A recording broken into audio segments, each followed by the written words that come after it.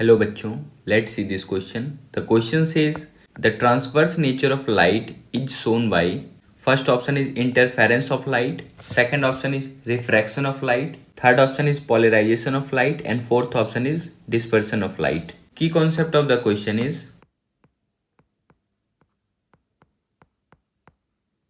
concept of nature of wave.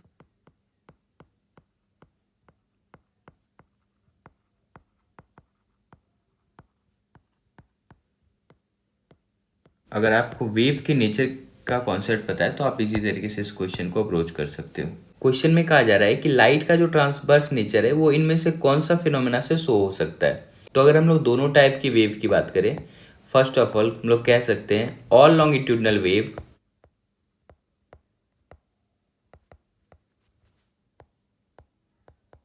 Can not be पॉलराइज्ड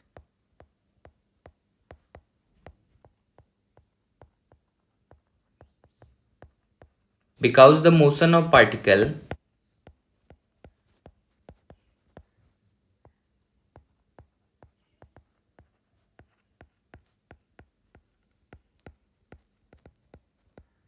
are already in one dimension.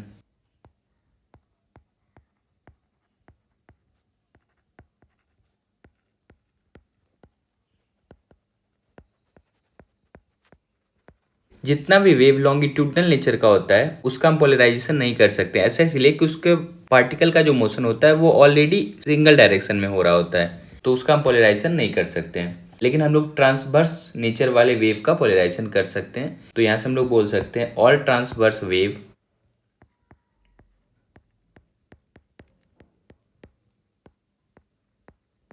Can be polarized.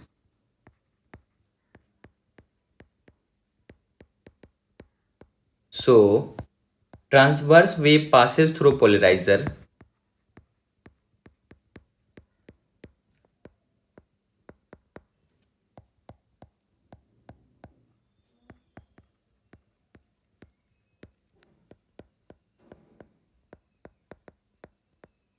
its get polarized.